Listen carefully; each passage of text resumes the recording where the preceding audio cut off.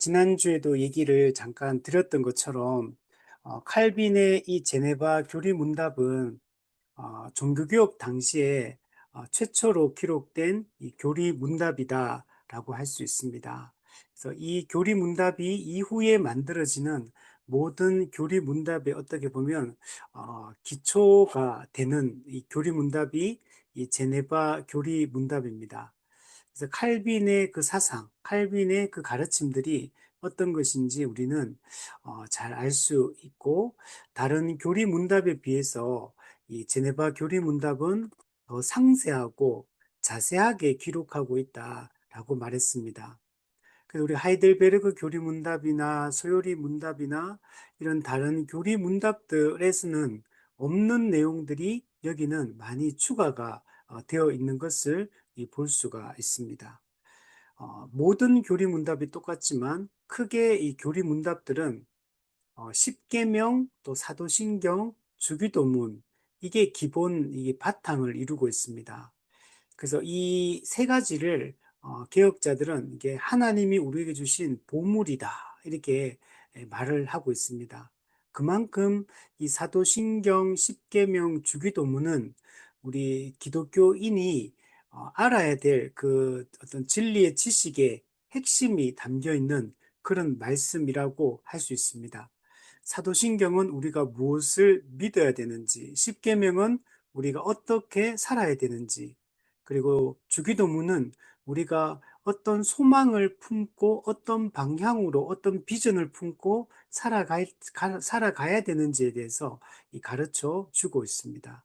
그래서 제네바 교리 문답도 이 세 가지를 기본으로 해서 이야기를 전개해 나가고 있는 것을 볼 수가 있습니다. 첫 번째, 믿음에 관하여 사도신경을 공부를 하고, 또 율법에 관하여 십계명을 중심으로 율법 전반적인 것에 대해서 가르치고 있고, 세 번째가 기도에 관하여 이 주기도문을 통해서 우리가 어떤 기도의 방향을 가져야 되는지를 가르쳐 주고 있고, 또 성례에 관하여 세례와 성찬의 중요성에 대해서 이야기를 하고 있습니다. 우리는 현재 세 번째 파트를 지금 공부를 하고 있습니다. 그래서 기도에 관하여, 그래서 기도의 기본적인 일반적인 우리 고찰에 대해서 우리가 쭉 몇 시간에 걸쳐 살펴보았고, 이제 오늘부터 이제 구체적으로 주기도문의 그 내용으로 들어가는데, 우리 기도의 대상이신 하나님에 대한 이야기를 오늘 중점적으로 하고, 첫 번째 기도의 내용인 또 내용에 대해서 하나님의 이름의 영광을 위해서 또 기도하는 그 내용까지 오늘 한번 살펴보도록 하겠습니다. 자, 그래서 우리가 지난주에 주기도문의 일반적인 그 내용들을 한번 우리가 살펴보았습니다. 주기도문은 크게 6개의 조항으로 나누어져 있다라고 얘기를 했습니다. 하나님의 영광을 위한 기도가 앞부분에 세 가지가 있고, 또 뒷부분에는 사람의 유익을 위한 기도, 사람을 위한 기도, 사람의 필요를 위한 기도가 뒷부분에 구성이 되어 있습니다. 하나님의 영광을 위한 기도는 우리 앞에 256문에 보면 하나님의 이름이 거룩히 여김을 받는 것, 두 번째는 하나님의 나라가 이 땅에 임하는 것, 그리고 세 번째는 하나님의 뜻이 하늘에서 이루어진 것처럼 이 땅에서도 하나님의 뜻이 이루어지는 것, 이 세 가지는 하나님의 영광을 위한 기도다라고 얘기할 수 있고, 이 전반부에 있는 이 세 가지가 중요합니다. 이 세 가지가 제대로 이루어질 때 뒷부분에 있는 그 나머지 세 가지 이 내용들도 의미를 가지게 됩니다. 이거는 십계명도 마찬가지입니다. 1부터 4계명까지는 이제 하나님에 대한 우리의 의무에 대해서 얘기하고 있고, 5계명부터 10계명까지는 사람에 대한 의무를 이야기를 하고 있습니다. 그래서 10계명 1계명이 10계명 전체를 포괄하고 있고, 가장 중요한 계명이 10계명 1계명이라고 이야기를 할 수 있습니다. 5부터 10계명에서도 5계명, 내 부모를 공경하라. 이 계명이 가장 중요합니다. 그래서 모든 권위에 대한 순종, 권위를 주신 하나님에 대한 순종의 중요성을 강조하고 있고, 이 5계명이 나머지 6부터 10계명까지 전체를 포괄하고 있다라고 얘기를 할 수 있습니다. 마찬가지로 이 주기도문 같은 경우도 6가지의 이 기도 내용으로 기도를 하는데 그 중에 가장 중요한 게 이 첫 번째 이 기도다라고 얘기를 할 수 있습니다. 그래서 그 3가지를 얘기하고 뒷부분에 이제 3가지는 일용할 양식을 구하는 기도입니다. 어, 일용할 양식, 즉 우리가 이제 삶의 일상의 삶을 살아가야 되기 때문에 우리가 이 땅에서 시공간 속에서 한 인간으로서 인간답게 살아갈 때 필요한 모든 필요들, 이것이 공급되기를 위해서 하나님께 기도를 해야 됩니다. 그래서 우리가 이 기도가 상당히 중요합니다. 우리는 우리의 삶을 하나님의 은혜 가운데 책임지며 살아갈 수 있어야 됩니다. 그래서 이 일용할 양식을 구하는 이 기도가 우리가 우리의 삶을 책임지는 건데, 근데 이거는 내가 내 힘을 의지하는 게 아니고 사실은 하나님을 의지하는 행위가 이 기도를 드리는 겁니다. 그리고 두 번째가 하나님이 우리 죄 지은 자를 사하여 준 것 같이 우리 죄를 사하여 달라고 이제 죄 용서에 대한 기도를 드려야 된다. 그리고 마지막에 세 번째가 시험에 들지 않도록, 그리고 악으로부터 보호해 달라는 이 기도를 드릴 필요가 있습니다. 왜냐하면 우리는 아직 시공간 속에 살고 있습니다. 우리는 아직 임의와 아직 사이에 살고 있기 때문에 모든 게 아직 완성된 상태가 아닙니다. 우리 존재론적으로는 예수님을 믿고 우리가 새로운 존재가 되고 하나님의 자녀가 되고 그리스도와 연합한 존재가 되었지만, 실제 삶에 있어서는 아직 우리가 죄성을 가지고 있고 우리가 살고 있는 이 세상도 여전히 악한 세상이기 때문에, 그래서 이 기도가 반드시 필요합니다. 그래서 유혹에 빠지지 않도록 악한 자 마귀로부터 영적으로 우리를 보호해 달라는 이 기도를 우리가 항상 하는 것이 우리에게 필요합니다. 그래서 이 6가지 기도 제목으로 구성되어 있는 것이 바로 이 주기도문이다라고 얘기를 할 수 있습니다. 자, 그러면 우리 구체적으로 한번 그 내용들을 한번 살펴보도록 하겠습니다. 260문부터 한번 보겠습니다. 이제 주기도문의 해석으로 들어가 봅시다. 먼저 하나님께서는 왜 여기서 다른 이름이 아닌 우리 아버지라 불리고 계십니까? 네. 그냥 우리가 하나님을 다른 명칭으로, 다른 칭으로 설명할 수도 있는데, 하나님을 우리 아버지다, 아버지다라고 이렇게 표현을 하고 있습니다. 그 답을 한번 보면, 우리는 기도할 때 우리의 양심이 굳은 확신을 가져야 될 필요가 있기 때문입니다. 즉, 우리 하나님께서 우리 아버지라는 한마디 말로 불리워질 때 이 말은 아버지와 같은 다정함과 사랑스러움을 뜻하는 것이어서 우리 안에 있는 모든 불안과 의심과 곤혹스러움을 제거해 주며 우리로 하여금 친밀함을 가지고 하나님께 나아갈 수 있는 용기를 부여해 주시는 것입니다. 네. 우리가 아버지라는 이 단어가 품고 있는 의미가 있는 겁니다. 이 아버지는 우리의 보호자가 되시고 또 우리와 또 친밀한 이 관계성을 맺고 있는 그런 분이고, 우리의 필요를 채워주는 분이고, 우리와 함께 하시는 분이고, 또 우리의 삶을 인도해 주신 분이고, 하나님, 그 아버지라는 이 단어가 품고 있는 이 따뜻함, 다정함, 어떤 친밀함, 사랑, 이 의미를 이 아버지라는 단어가 품고 있습니다. 우리가 하나님이라고 얘기할 때는 이 하나님은 히브리어로 엘로힘인데, 이거는 어떤 창조주, 조물주, 이런 전능하신 하나님, 이런 의미를 가지고 있습니다. 그러면 우리는 인간이고 피조물이고 연약하고 유한한 존재임에 반해서 엘로힘, 하나님이라고 지칭할 때는 정말 우리와 너무나 구별되는 분, 너무나 크고 높으신 분, 우리 인간과는 그분은 무한하신 분, 영원하신 분, 전지전능하신 분, 그 하나님은 우리 피조물과는 도저히 함께할 수 없을 것 같이 너무나 크고 위대하심을 표현하는 그런 용어입니다.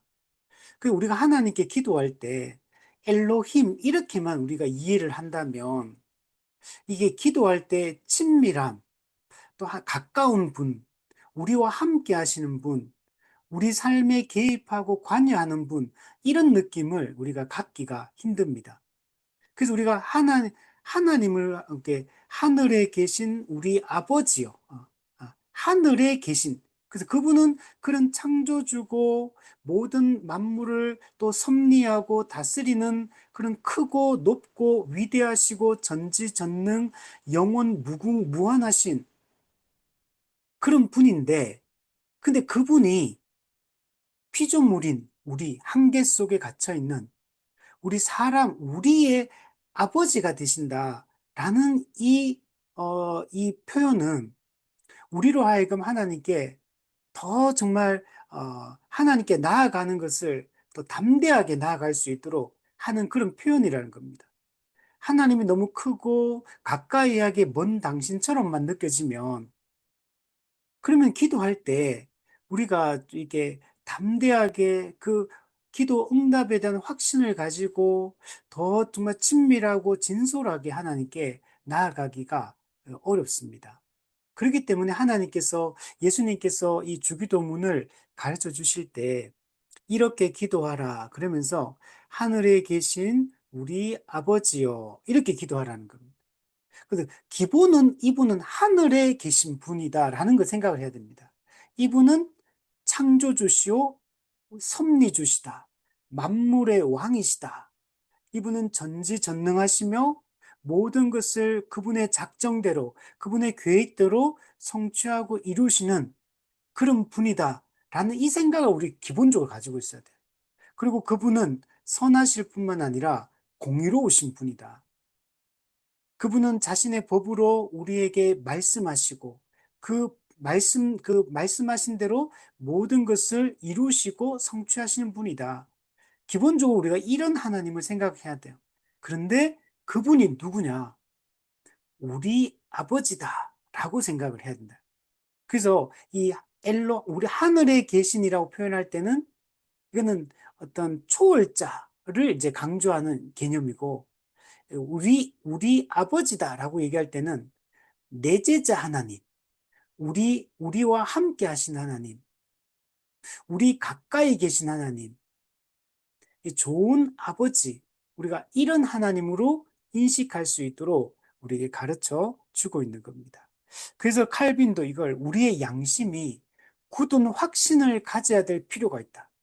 그러니까 멀리 계시고 초월하신 하나님만이 아니라 그분은 우리에게 관심이 있으시고 우리 가까이서 함께 하시고 우리의 삶을 살피시고 우리의 감정과 우리의 상황을 정말 이해하시고 살피시고 인도하시는 그런 하나님이라는 사실을 우리가 확신을 가지고 기도를 할 수 있도록 하기 위하여 하나님을 우리 아버지라고 이렇게 표현을 한다는 겁니다. 그래서 하나님은 다정하시고 사랑이 많으시고 친밀하시고 우리 따뜻하시고 이런 우리에게 관심이 많으시고 우리의 이야기를 듣고 싶어 하시고 우리의 사정을 아주 자세하게 살피시는 우리의 관심을 가진 그런 하나님이라는 사실을 우리가 기억하고 기도하는 것이 필요합니다. 이렇게 되면 어떻게 되냐면 우리 안에 있는 모든 불안, 의심, 곤혹스러움이 제거가 된다. 하나님이 이런 분이라는 사실을 우리가 이해하게 되면 우리가 불안해할 것도 염려할 것도 없죠. 만약에 하나님이 악하신 분이고 공의롭지 않은 분이고 전지하지 않으시고 전능하지 않다면 우리는 이 타락한 세상에 살아가고 하는 것이 너무 두렵고 불안할 수밖에 없습니다. 근데 하나님은 그런 분이 아닌 겁니다. 그래서 하나님이 어떤 분인지, 그분의 성품과 그분의 인격과 그분의 약속과 우리가 이런 것에 대한 바른 이해를 갖게 되면 우리가 더 확신과 담대함을 가지고 하나님께 나아갈 수 있는 겁니다. 하나님은 우리에게 관심이 있는 분이거든요. 그래서 그분은 우리의 사정을 살피고 우리에게 좋은 걸 주고 싶어 하시는 분이거든요. 그리고 이 확신을 가지고 우리가 하나님께 나아갈 수 있다. 그래서 친밀함을 가지고 우리가 하나님께 나아갈 수 있습니다. 그래서 우리 아버지, 하늘에 계신 우리 아버지라는 이 말이 정말 이게 좋은 의미를 품고 있는 거. 그분이 만약에 초월자이시고 내재자가 아니라면 이거는 큰 문제가 됩니다. 이거는 영국에 있었던 이신론, 하나님은 천지를 창조하시긴 했지만 세상에 관여하지 않는, 우리의 사정을 살피지 않는 이신론의 하나님이라면 그럼 우리는 하나님 늘 불안과 두려움에 떨 수밖에 없어요. 또 반대로 하나님은 우리의 내재하신 하나님인데 그분이 무능하시고 힘이 없으시고 공의롭지 않으시고 어, 어떤 애매모호한 태도를 지니시고 이런 분이라면, 도와주고 싶은데 능력이 없어서 못 도와주는 그런 하나님이라면 이것도 똑같이 불안하고 두려울 수밖에 없어요. 근데 우리가 믿는 하나님, 우리의 기도의 대상이 되신 하나님, 우리의 기도를 들으시고 응답하시는 그 하나님은 하늘에 계신 엘로힘 하나님이시고, 근데 그분은 우리 아버지가 되시는 그런 분이다 라고 생각을 해야 됩니다. 그래서 얼마나 이 말이 좋아. 이 하늘에 계신 우리 아버지여. 우리의 기도의 대상이 그런 분이라는 걸 생각을 해야 됩니다. 우리가 실제로 기도할 때 아버지 이렇게 막 하잖아요. 아버지 이게 도와주십시오. 뭐, 아버지 감사합니다. 이게 그냥 아버지 하는 한마디 속에 사실은 우리의 모든 게 다 담겨 있는 거예요. 그 하나님, 그 속에 그 하나님을 초월자로, 그분을 우리의 내재자로 우리가 믿는 믿음을 품고, 또 우리 아버지라는 이 한마디 속에 감사와 기쁨과 또 그저 소망과 간구와, 그저 보호의 요청과 필요의 공급과 이 모든 게 그 한마디 속에 사실 담겨 있거든요. 사실 아무나 아버지라고 이렇게 정말 진솔하게 이렇게 말하지 못하거든요. 진짜 하나님이 어떤 분인지 알 때만 정말 진심 어린, 진실된 그 아버지라고, 우리 아버지라고 이렇게 부를 수가 있거든. 사실 그 다른 현란한 그런 어휘나 단어를 써서 그 매끄러운 기도 그런 게 아니어도 그냥 아버지라는 이 한마디 속에 우리의 믿음이 표현이 되는 거고 하나님에 대한 신뢰가 묻어 나는 겁니다. 그래서 우리가 이 생각해 보면 그냥 하나님을 전능자여, 그죠? 이렇게 말하면 좀 느낌이 살지가 않잖아요. 그죠? 아버지, 이렇게 하면 정말 따뜻하고 다정하고 정말 좋은 아버지, 우리를 살피시는, 우리에게 정말 관심이 많은, 그래서 가장 좋은 것을 주시고자 하시는 그 하나님을 우리가 이제 머릿속에 생각하면서 기도를 할 수가 있게 되는 거죠. 그래서 하늘에 계신 우리 아버지요. 그래서 특별히 이 칼빈은 아버지 여기에 초점을 맞춰서 설명을 하고 있습니다. 261문을 보면 그러면 우리는 어린아이가 그의 아버지에게 나아가듯 감히 친밀한 마음으로 하나님께 나아갈 수 있다는 말입니까? 네, 네, 친밀하게 어린아이가 아버지에게 나아가듯, 우리 유튜브에서 저도 한 번씩 가끔씩 이렇게 유튜브 보다 보면 그 아주 어린 아이들이, 아기들이나 또는 막 유치원생 이런 애들이 아빠가 이제 회사 갔다가 이제 집에 딱 문 열고 들어오면 애기들이 좋아가지고 막 방글방글 웃으면서 막 뛰어나가가지고 아빠 하면서 막 달려가가 이렇게 매달리고 이런 장면들이 유튜브 보면 한 번 쇼츠에 나오더라고요. 그 얼마나 그 아버지, 아빠에 대한 그 마음들이 그 다 표현이 되잖아요.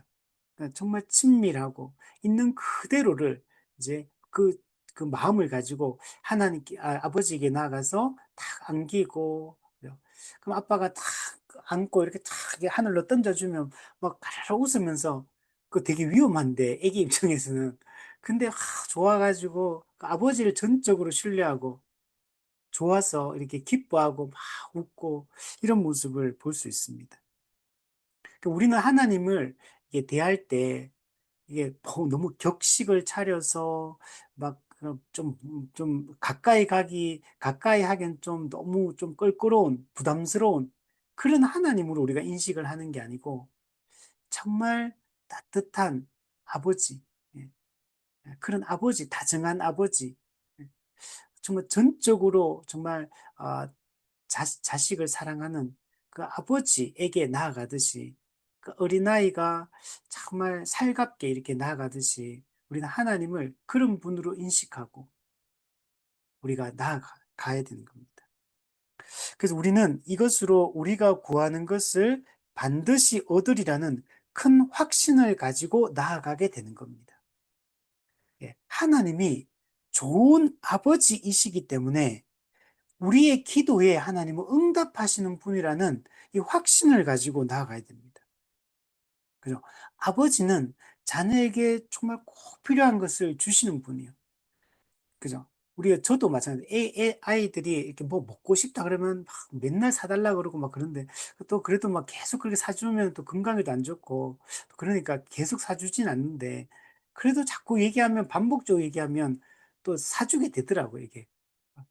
정말 먹고 싶어 하니까 그또 사주고 또 그러면 또 그래도 한 며칠 있다가 또 너무 인스턴트 음식을 너무 좋아해 가지고 이제 그 좀 며칠 있다 또 사주고 자꾸 이게 자꾸 떼쓰고 매달리고 하면 이게 사주게 되더라고 이게.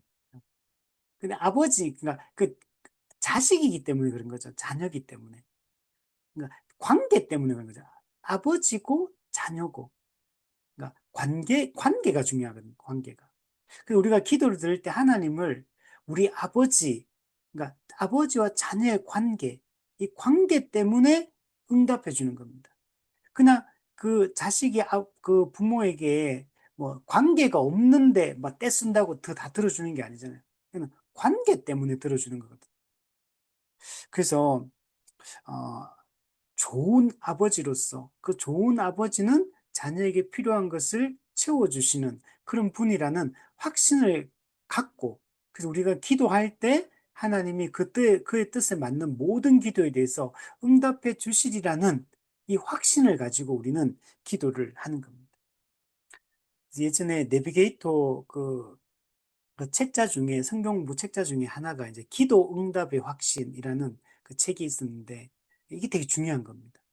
우리는 구원의 확신, 죄 사함의 확신, 의롭다함의 확신, 기도 응답의 확신, 이 확신을 갖는 거예요.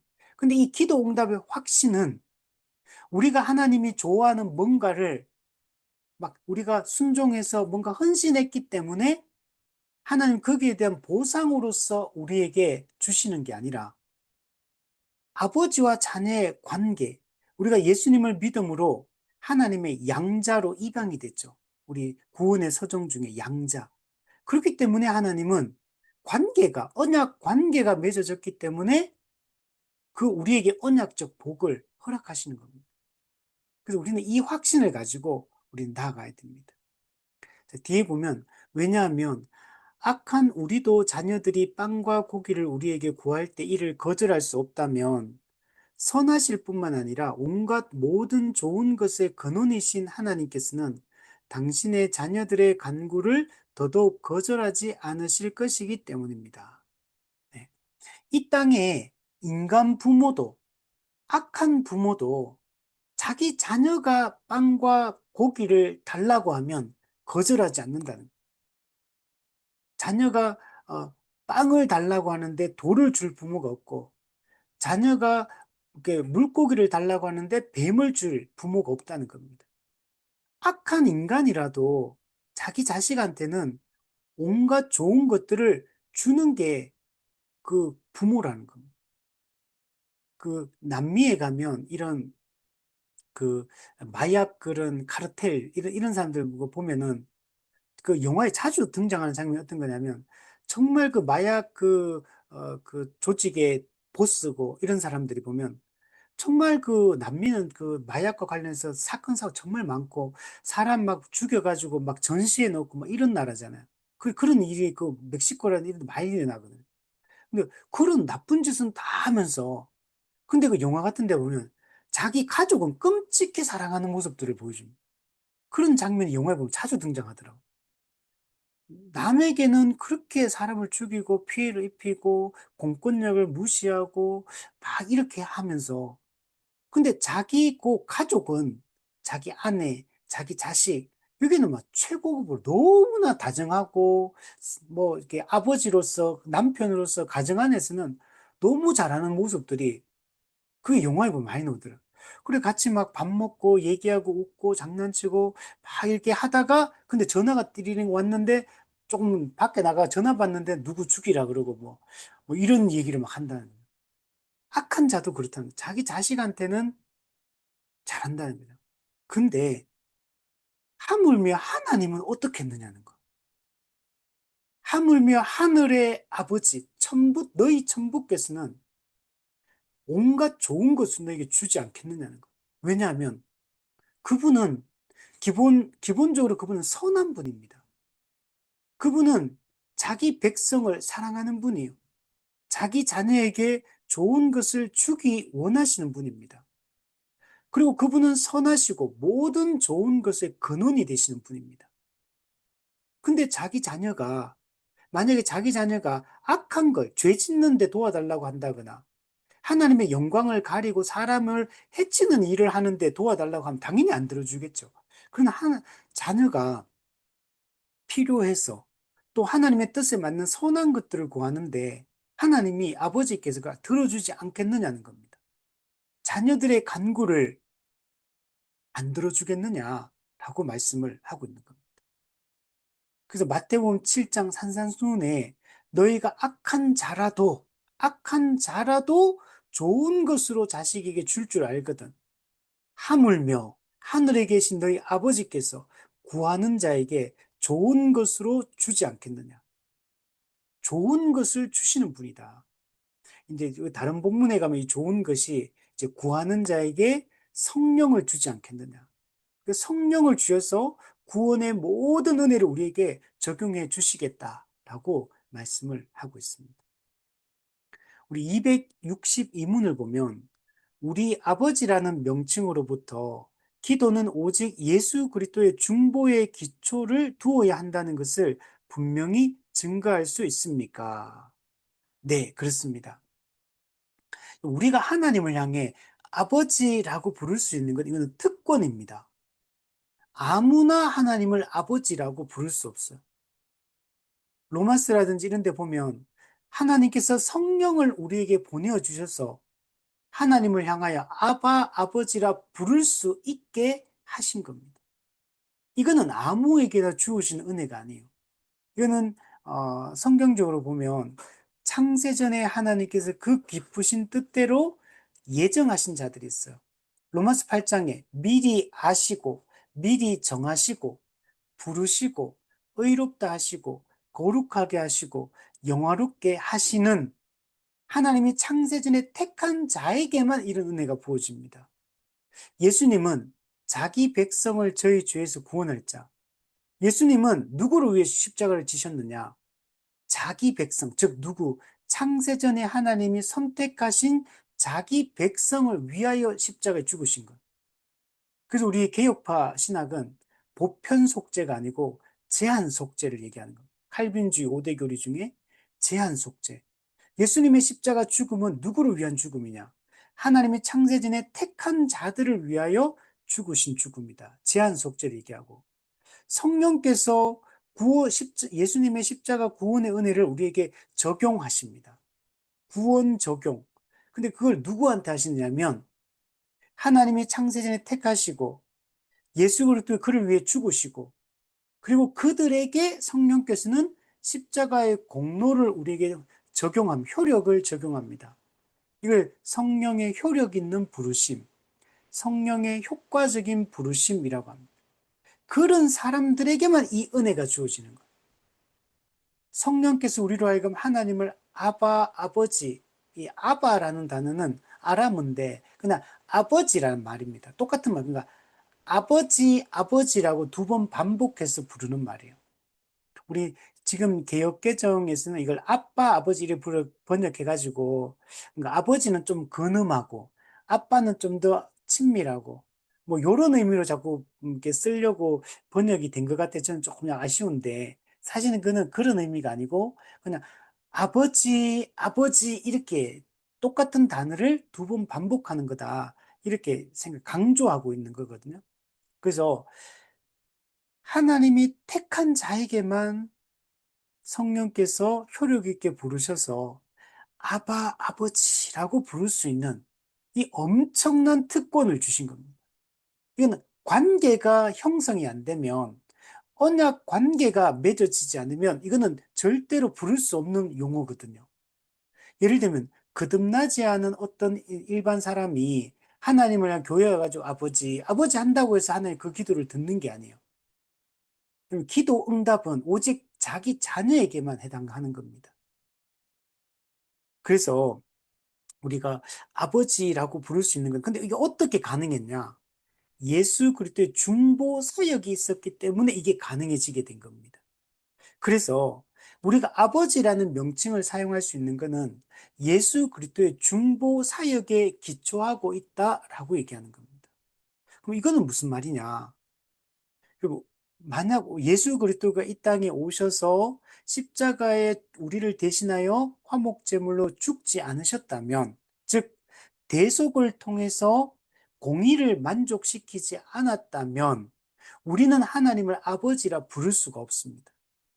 예수 그리스도의 십자가 공로, 그리스도의 십자가 구속 사역이 이루어졌기 때문에 우리는 그것을 믿음으로 하나님을 아버지라 부를 수 있는 특권을 가지게 된 겁니다. 그래서 우리 아버지라는 명칭은 예수 그리스도의 그 십자가 구속 사역에 근거를 두고 있다, 기초를 두고 있다라고 얘기하는 겁니다. 그리고 그 예수 그리스도 십자가에 못 박히신 예수님을 믿는 자는 예수 그리스도와 연합이 되고, 그래서 예수 그리스도와 우리가 연합되어서 그리스도와 연합되었기 때문에 하나님과 우리와의 관계성이 이루어지게 됩니다. 왜냐하면 예수님의 십자가 사역이 하나님과 우리 사이의 죄의 문제를 해결하고 화해를 이루었기 때문에, 그래서 우리가 하나님께 담대하게 나아갈 수 있게 됩니다. 예수님이 자기의 육체를 찢으심으로 십자가에서 성소에 들어갈 담력, 즉 지성소에 들어가 속죄소 위에 임재하시는 그 하나님을 만날 수 있는 특권을 갖게 된 거예요. 그래서 우리는 만인 제사장, 이제 담대하게 직접 하나님께 나갈 수 있는 그런 존재가 된 겁니다. 그래서 우리가 아버지라고 부를 수 있게 되었다는 겁니다. 그래서 우리는 확신해야 될 게 뭐냐면, 하나님과 우리는 이미 화해한 그런 관계, 즉 친밀한 언약 관계 속에 있다는 걸 확신해야 되고, 그분이 우리의 아버지고 우리는 그분의 양자로 입양되어서 자녀의 명분을 갖게 되었다는 이 사실, 하나님의 백성이 되었다는 이 확신을 갖는 것이 우리에게 매우 중요합니다. 이 확신이 강하면 강할수록 기도를 더 정말 하나님께 더 하게 됩니다. 왜냐하면 관계가 이어졌다는 확신이 있어야지만 기도할 수 있기 때문에. 그리고 그분은 좋은 아버지이기 때문에 우리의 기도에 반드시 응답한다는 확신을 가지고 있기 때문에, 그래서 은혜를 받고 하나님에 대한 지식이 더하면 더할수록 하나님과 우리의 관계성에 대한 이해가 깊어지면 깊어질수록 우리는 기도를 더 정말 확신을 가지고 더 많이, 더 간절하게 하나님께 우리가 기도할 수 있습니다. 기도 안 하는 사람은 하나님이 어떤 분인지, 그분이 우리에게 하신 일이 뭔지, 하나님과 우리가 어떤 관계에 있는지에 대한 이해가 부족하기 때문에 기도의 필요성을 못 느끼는 겁니다. 그래서 기도를 안 하게 되거든요. 근데 은혜 받고 이 복음에 대한 이해가 깊어지면 깊어질수록 하나님께 더 이게 실제적인 기도라는 게 그냥 붕 떠 있는 메아리가 아니라 지금 살아 역사하시고 내 모든 형편과 상황을 살피시고 모든 걸 아시는 그 하나님과 내가 지금 직접 교제하고 소통할 수 있다는 이 확신이 있기 때문에 우리가 더 기도를 하게 되는 거거든. 그래서 우리가 예수 그리스도의 중보 사역이 있었기 때문에 아버지라 부를 수 있게 되었고, 그래서 예수님을 그 믿음으로 그리스도 연합한 자에게 하나님은 정말 기도에 응답하시고 함께 하신다. 이걸 우리가 잘 알아야 됩니다. 263문을 보면 왜 당신은 하나님을 나의 아버지라고 부르지 않고 일반적으로 우리 아버지라고 부릅니까? 네, 그죠? 나의 아버지, 나의 하나님, 이렇게 표현하는 게 더 맞잖아요? 하나님과 나와 1대1의 관계니까. 그러면 나의 아버지, 나의 하나님, 이렇게 불러야 되는데, 성경에서는 항상 뭐라고 되냐면, 우리 하나님, 우리 아버지, 이렇게 돼 있다는 거예요. 우리 주 예수 그리스도, 이 우리라는 단어가 항상 들어가 있는 것을 볼 수가 있습니다. 우리 답을 보시면, 성도 각자는 하나님을 개인적으로 자기 자신의 하나님이라 부를 수 있습니다. 그렇죠? 우리는 개인적으로 기도할 때 나의 하나님, 나의 아버지 이렇게 불러도 아무 상관없죠. 그 말이 맞는 말이죠. 그런데 그러면 이 주기도문에서도 하늘에 계신 나의 아버지 이렇게 말할 수 있잖아요. 근데 하나님께서는 나의 아버지가 아니라 우리 아버지라고 이렇게 표현하고 있다는 겁니다. 자, 그러나 예수 그리스도께서는 이 기도의 모범, 주기도문의 이 기도의 모범을 통해서 우리에게 공동적으로 기도하는 것을 가르쳐 주신 겁니다.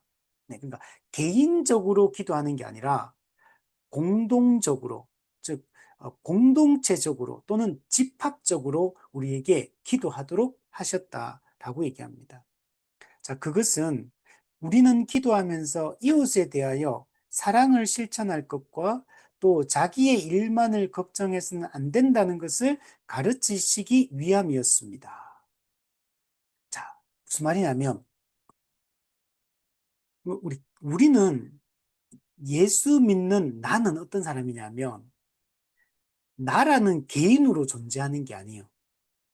우리는 더 이상 개인적 존재, 개별적 존재로 존재하지 않습니다. 예수 믿기 전에는 개별적 존재로 존재해요.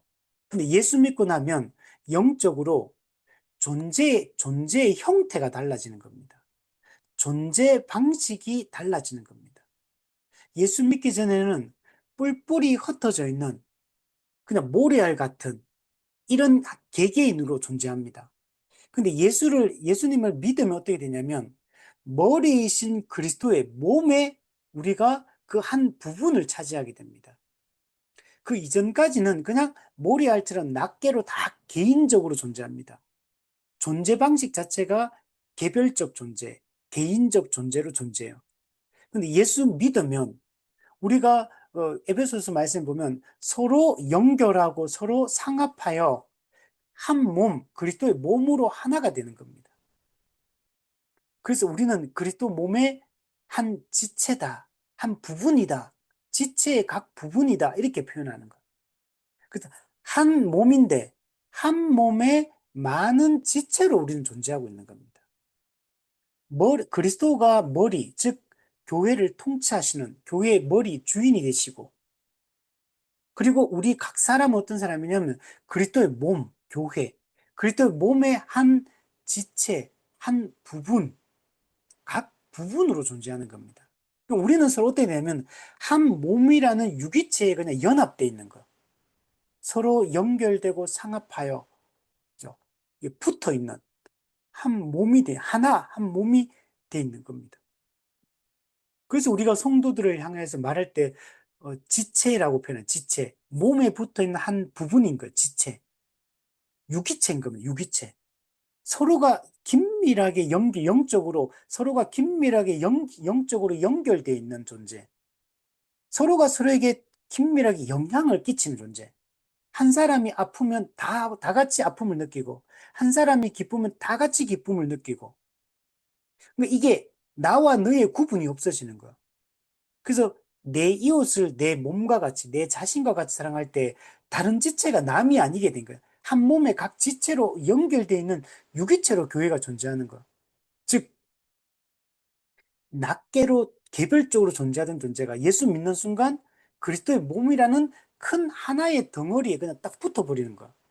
그 존재 방식이 한 그리스도의 몸으로서 존재하고 그리스도의 몸으로서 우리가 살아가고 있는 겁니다. 이게 뭐냐? 교회라는 거야. 우리가 신학적으로 이 교회를 설명할 때 삼위 하나님의 관점에서 교회를 설명하거든요. 하나님과의 관점에서 교회를 설명할 때는 하나님의 백성이라고 얘기합니다. 우리가 그리스도와의 관계성에서 교회를 설명할 때는 그리스도의 몸이라고 표현합니다. 성령 하나님과의 관계로 교회를 설명할 때는 성령의 전이라고 이렇게 성전, 성령의 전이다 이렇게 표현해요. 그래서 교회는 삼위 하나님의 관점으로 이해를 해야지만 올바르게 이해할 수 있어요.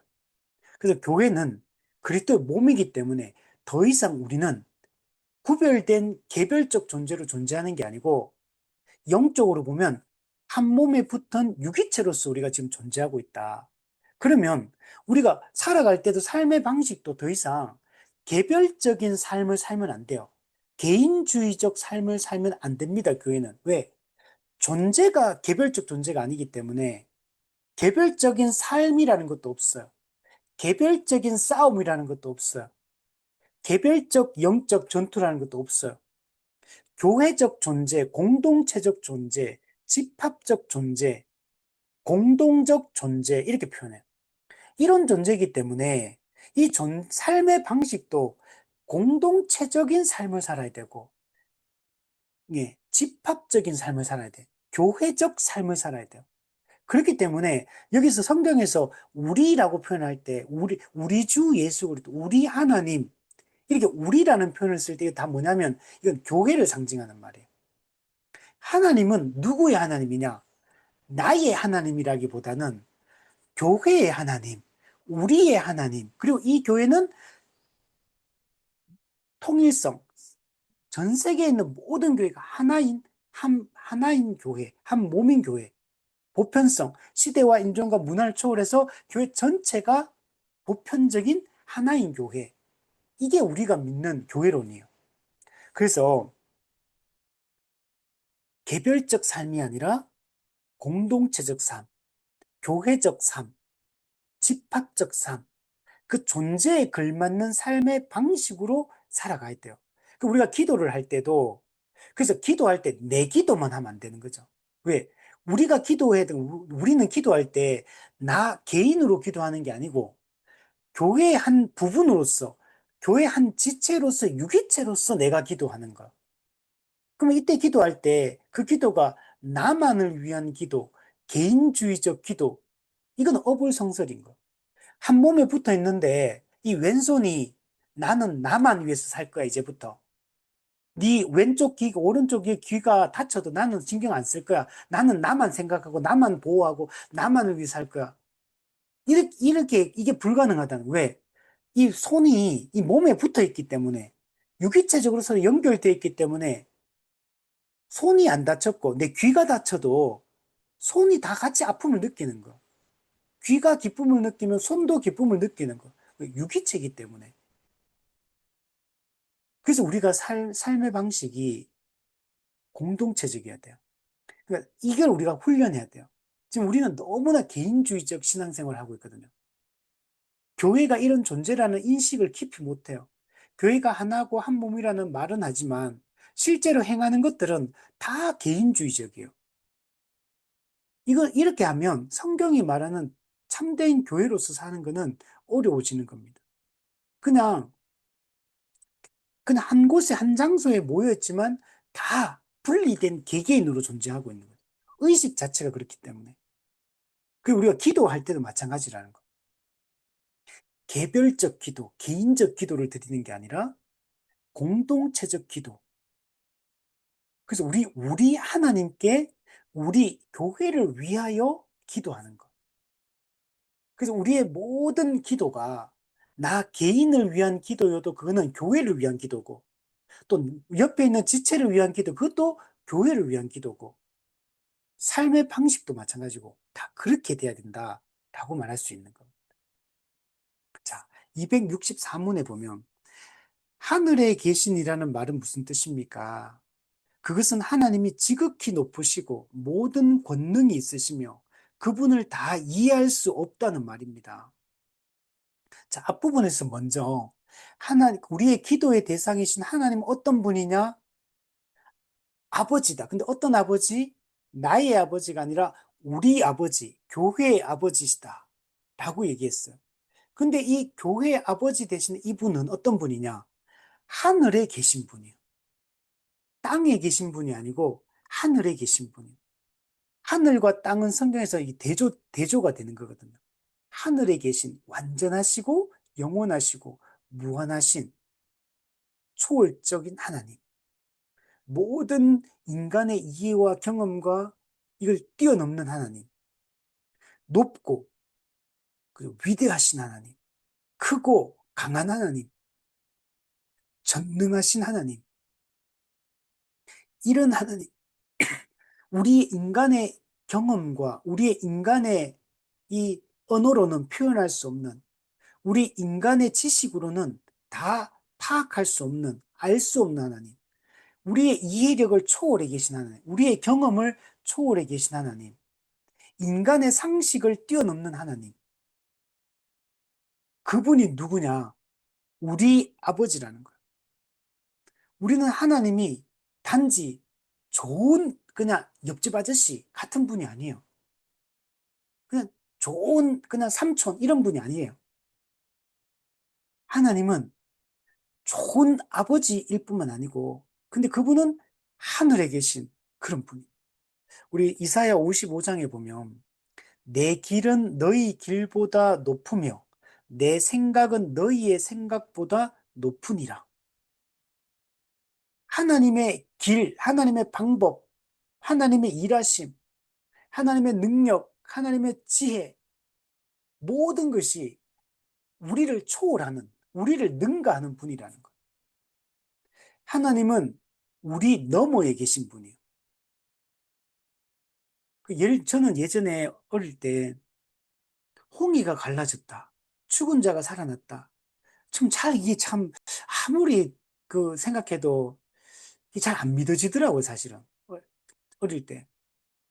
이게 자꾸 이게 걸림돌이 되고, 야, 홍해가 갈라졌, 바다가 갈라졌다. 이게 죽은 자가 살았다. 이런 얘기 막 나오니까 참 안 믿어지던데. 근데 딱 이게 착 이제 받아들여진 게 하나님은 인간의 경험, 인간의 한계 속에 계신 분이 아니라는 사실을 제가 딱 깨닫는 순간, 그죠? 우리 인간에게는 상식이라고 하는 게, 또 인간에게는 기적이라고 하는 게 하나님도 동일한 기준인가 생각해 보니까 그게 아닌 거예요. 성경에서 보여지는 하나님은 우리 인간의 경험을 뛰어넘어 있는 분이고, 그러면은 우리한테 기적이라고 불리는 것이 하나님께도 그게 기적인가? 그건 하나님에게는 일반적인 상식적인 일이 될 수 있는 거죠. 그러니까 홍해가 갈라졌다, 죽은 자를 살렸다. 그거는 너무 당연히 쉽게 가능한 거. 천지를 창조하시는데 뭐 죽은 자를 한 명 살리는 게 뭐 대수겠습니까? 그냥 바다를 만든 분인데 그 바다의 물줄기 하나를 변경한 게 뭐 그리 대수가 되겠습니까? 하늘과 땅과 별을 만드신 분인데 없는 것을 있는 것으로 부르시고 그 죽은 자를 살리는 분인데 그게 뭐가 어렵겠습니까? 근데 그런 거 생각하니까 다 이제 받아들여. 성경에서 못 받아들일 게 없는 거.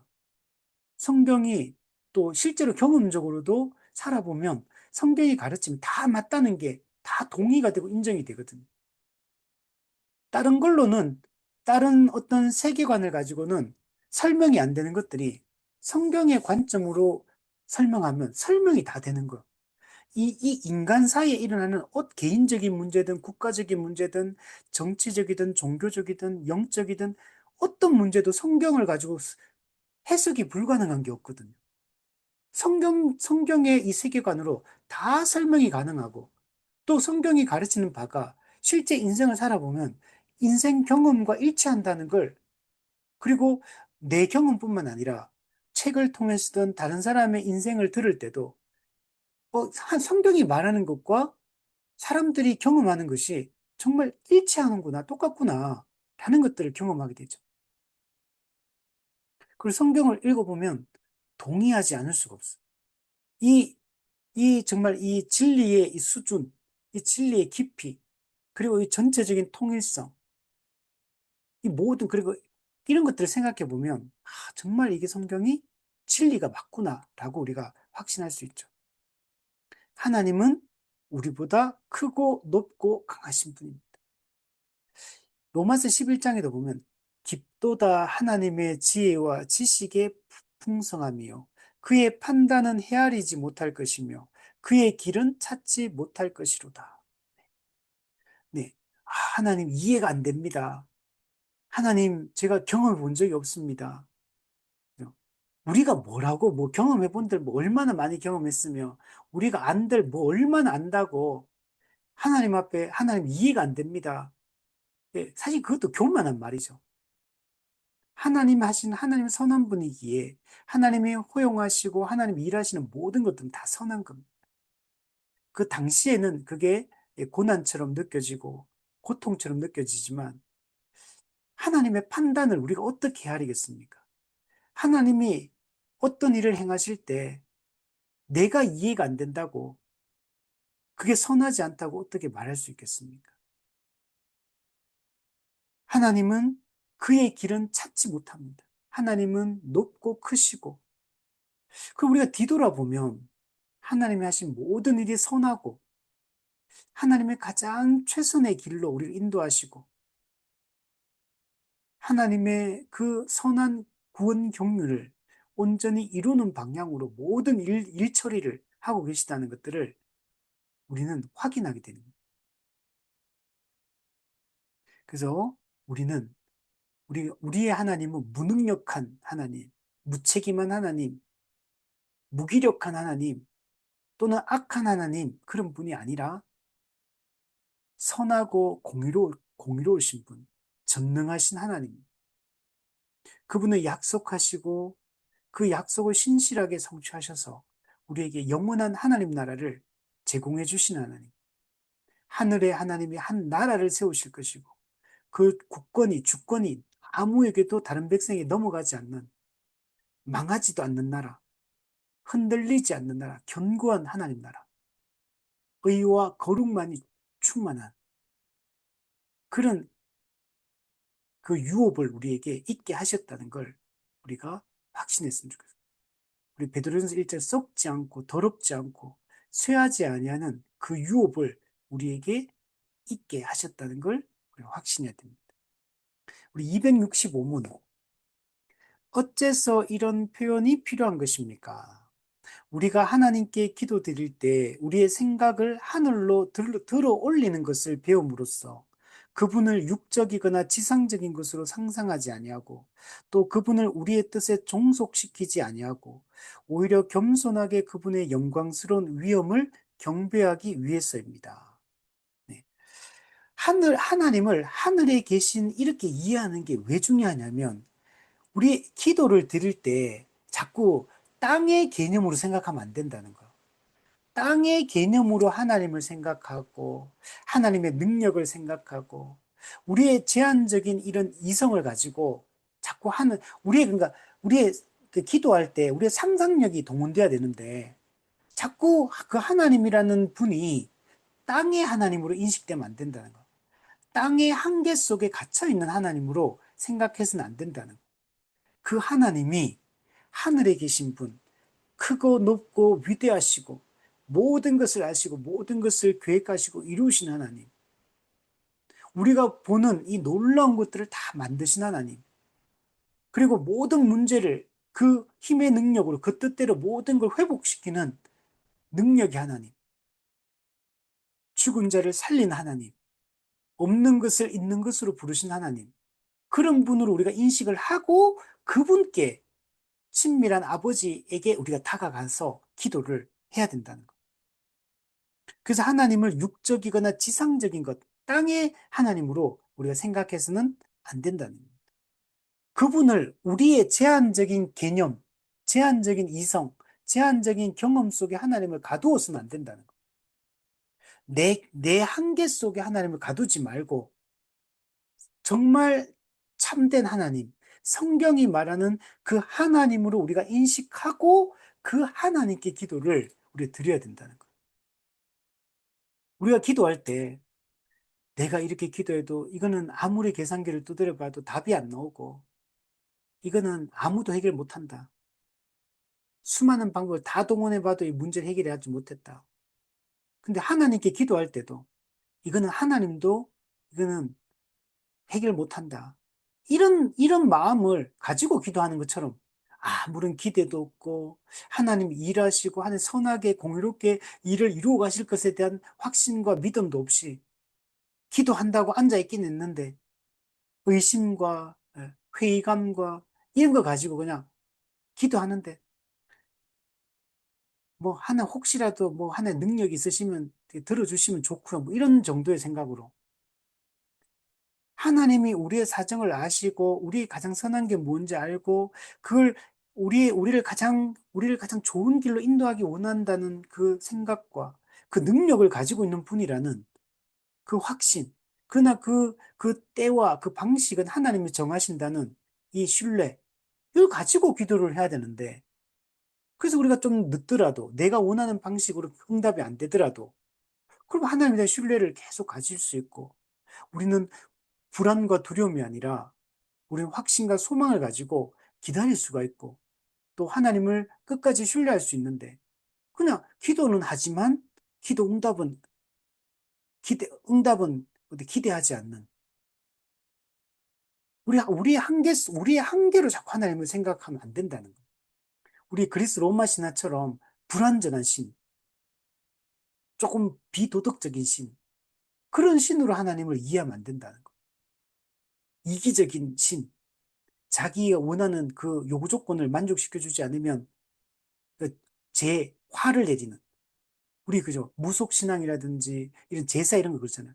제사 똑바로 안 지내면 조상신이 화내고 조상신이 재앙을 내리고 그래서 액땜하듯이 이렇게 제사를 지내고 이런 하나님이 아니라는 거예요. 하나님 우리는 그분은 인격이시고 인격 대 인격의 만남이고 인격적 교제 가운데 이 기도 응답하시는 거예요. 그분은 우리에게 분명한 기준을 제시해 주시고 우리에게 순종을 명하시고 도덕성을 요구하시는 분이에요. 우리가 하나님을 이런 인격적인 하나님으로 이해를 하고 그분의 성품에 대한 이해를 가지고 기도하는 게 중요하다는 거예요. 그래서 우리가 또 뒤에 보면 오히려 겸손하게 그분의 영광스러운 위엄을 경배하기 위함입니다. 네. 우리는 기도할 때 하나님의 존재에 걸맞는 이 생각을 가지고 그분께 나아가서 기도를 해야 돼요.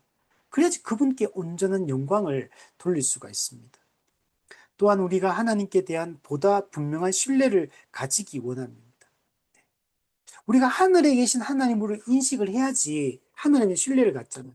그분은 땅에 계신 이러면 유한하시고 무능력하시고 할 수 없는 그런 게 많은 이런 분으로 그런 분에게 기도를 한다면 우리가 어떻게 신뢰를 가지고 하나님 기도하겠습니까?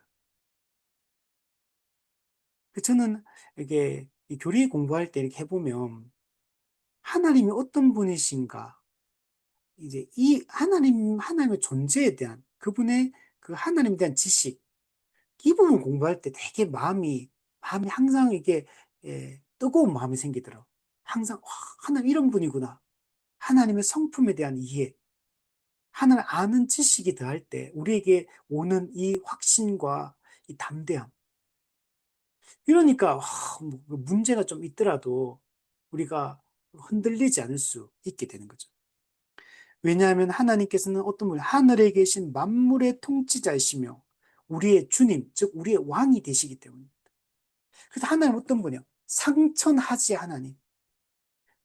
모든 신들의 신, 모든 왕 중의 왕. 하나는 왕을 세우기도 폐하시기도 하는, 하나님은 일으키기도 하고 무너뜨리기도 하시고, 하나님은 생사 화복을 주관하시는 분, 그분이 우리 아버지시다.